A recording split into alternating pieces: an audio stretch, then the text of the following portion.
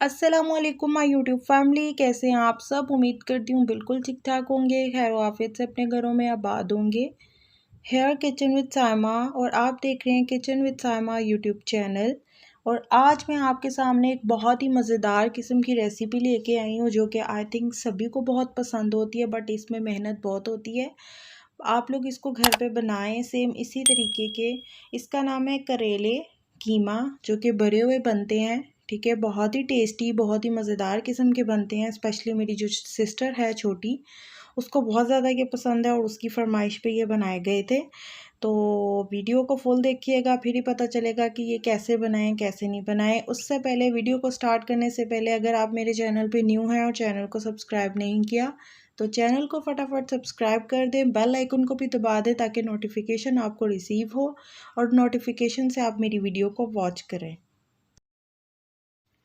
चलें जी, रेसिपी को स्टार्ट करते हैं। यहाँ पर मैंने 1 किलो करेले मंगवा लिए थे बाहर से। ठीक है, इसको मैंने अच्छे से धो लिया था। और ये जो मेरा शहज़ादा है, ये मेरा भतीजा है, कज़न का बेटा है, बलाज, मोहम्मद बलाज, ये मेरी हेल्प करवा रहा था। तो चले जी, अब आगे इसको स्टार्ट करते हैं हम। करेलों को आपने अच्छे से धो लेना है और इसको सेम इस तरह कटिंग करना है जैसे कि मैं कर रही हूँ। हल्का हल्का ऊपर से रिमूव करिएगा, ज़्यादा रिमूव नहीं करना। ठीक है, फिर अगर आप ज़्यादा करेंगे तो ऐसा लगेगा जैसे आप करेले को ही उसके ऊपर से उतार रहे हैं। हल्का हल्का आपने इसको रिमूव करना है। इसको गौर से देखिए, मैंने हल्का हल्का रिमूव किया है, मैंने इसको ज़्यादा रिमूव नहीं किया। ठीक है, हल्का हल्का रिमूव करना है आपने इसको। इसके बाद मिड से हल्का सा कट करना है, बहुत ज़्यादा नहीं डीपली कट करना, हल्का सा कट करना है ताकि अंदर जो इसके बीज होते हैं उसको हम अच्छे से रिमूव कर लें। आप चाहें तो स्पून की मदद से भी कर सकते हैं, नाइफ़ की मदद से भी कर सकते हैं और फिंगर की मदद से भी कर सकते हैं।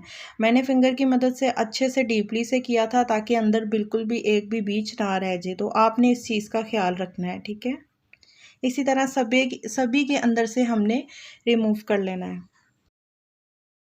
ये देखें जी, अच्छे से हमने रिमूव कर लिया है और अब हम इसके ऊपर लगाएंगे नमक। ठीक है, और नमक कितनी मिकदार में हमने इसमें लगाना है मैं आपको बताती हूँ। ये देखें, मैंने एक चुटकी लगा लें, या आप ऐसा करें कि इसको इतना नमक लगा दें कि अच्छे से ये इसके ऊपर नमक लग जाए ऊपर नीचे। इसके बाद आपने हाथों की मदद से करना है, ये ना हो कि सारा जो नमक है वो ऊपर लग जाए और नीचे ना लगे, इसलिए हाथों की मदद से इसको ऊपर नीचे हमने कर लेना है। अब इसको उठा के ऐसे ही मैंने बाहर धूप में रख देना है। धूप में इसको मैक्सिमम 1 घंटे के लिए आपने रखना है। ठीक है, इसके बाद इसको अच्छे से वॉश कर लिया था, उसके बाद इसको अच्छे से इसका जो पानी था वो खुश्क कर लिया था। इसके बाद अब हमने क्या प्रोसेस करना है मैं आपको वो भी बताती हूँ। यहाँ पर मैंने लिया है कीमा, ये है बीफ का कीमा, आप चाहे तो मटन का कीमा भी ले सकते हैं। इसके बाद मैंने इसमें जो स्पाइसेस ऐड किए हैं वो है कुटी हुई लाल मिर्च, गरम मसाला, नमक, हल्दी पाउडर। ठीक है, ये आप अपने हिसाब से भी ऐड कर सकते हैं। और इसके बाद हमने इसके अंदर चॉप किया हुआ डाला है प्याज और अदरक, और इसके अलावा है हरी मिर्च। प्याज, अदरक और हरी मिर्च, याद रहे इसमें लहसुन ऐड नहीं करना।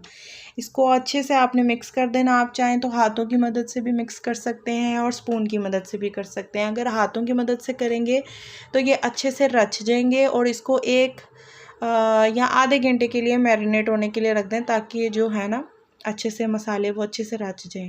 और अगर आप हाथों की मदद से करेंगे तो इससे अच्छा है कि आप ग्लव्स पहन लें और फिर कर लें, क्योंकि मिर्चें बहुत लगती हैं। ठीक है, आधा घंटा गुजरने के बाद थोड़ा थोड़ा सा कीमा पकड़ेंगे और इसके अंदर हम ऐड करते जाएंगे। बहुत ज़्यादा भी ऐड नहीं करना कि वो निकल के बाहर ही आ जाए और जब हम उसको फ्राई करें तो वो सारा जल जाए। ठीक है, इतना इतना ही ऐड करना है। इसके बाद हम धागे की मदद से इसको कवर कर देंगे। ठीक है, इसको अब हम धागे की मदद से कवर कर देंगे। सेम इसी तरह जितने भी होंगे करेले उसके अंदर कीमा ऐड करके धागे की मदद से अच्छे से कवर करना है आपने। ये ना हो कि फ्राई करें और वो खुल के सारा कीमा बाहर आ जाए। ओके, चलें जी, ये तो हो गए सारे करेले जो हैं, हमने अच्छे से इसको भर के रख लिया है। और इसको भी अब हमने आधे घंटे का टाइम देना है। और अगर आपको बहुत ज़्यादा भूख लगी है और आप चाह रहे हो कि अभी खाना है तो अभी आप फ्राई करके खा सकते हो, बट हमें अभी भूख लगने में टाइम था इसलिए हमने इसको आधा घंटा दिया। उसके बाद फिर हम इसको फ्राई करेंगे। चलें जी, मैं किचन में आ चुकी हूँ और अब हम इसको फ्राई करते हैं। सबसे पहले एक कढ़ाई के अंदर हमने ऑयल ऐड करना है, इसको अच्छे से गर्म करना है, ठीक है। अच्छे से गर्म करने के बाद एक एक करके हम इसके अंदर आराम से ऐड कीजिएगा, ये ना कि छींटे पड़ जाए, क्योंकि अक्सर मैं किचन में जब भी काम करती हूँ मुझ पे छींटे ज़रूर पड़ना होते हैं, ठीक है। एक एक करके हम इसमें ऐड करते जाएंगे और इसको डीपली फ्राई करना है, मैक्सिमम कोई 20 से 30 मिनट तक फ्राई करना है और मीडियम लो फ्लेम पे, ठीक है। मीडियम लो फ्लेम पे हमने इसको फ्राई करना है, तेज़ आंच पे फ्राई नहीं करना।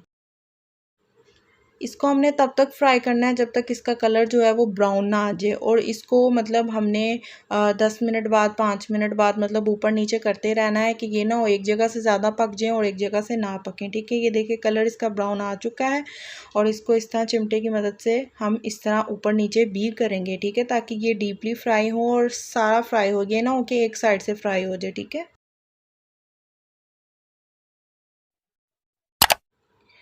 और इसके बाद आपको जो लगता है कि वो पक चुका है उसको अब हम लोग इसमें से निकालते जाएंगे, मतलब कि फिर दूसरे ऐड कर देंगे और इसको निकाल देंगे। तो अब ये पक चुके हैं तकरीबन सारे के सारे, तो अब हम इसको इसकी मदद से निकालेंगे ताकि जो ऑयल है ना वो अच्छे से इसमें से निकल जाए, रिमूव हो जाए।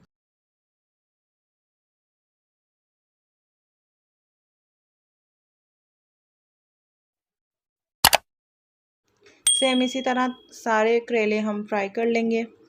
तो जी मज़ेदार किस्म के करेले हमारे बनके तैयार हो चुके हैं और आप इसको घर पे ज़रूर बनाइएगा और मुझे फ़ीडबैक ज़रूर दीजिएगा, ताकि मुझे पता चले कि मेरी रेसिपीज़ आप लोगों को पसंद आ भी रही हैं कि नहीं आ रही। तो अब मुझे इजाज़त दीजिए, नेक्स्ट न्यू रेसिपी के साथ दोबारा हाज़िर होंगी, तब तक के लिए अल्लाह हाफ़िज़।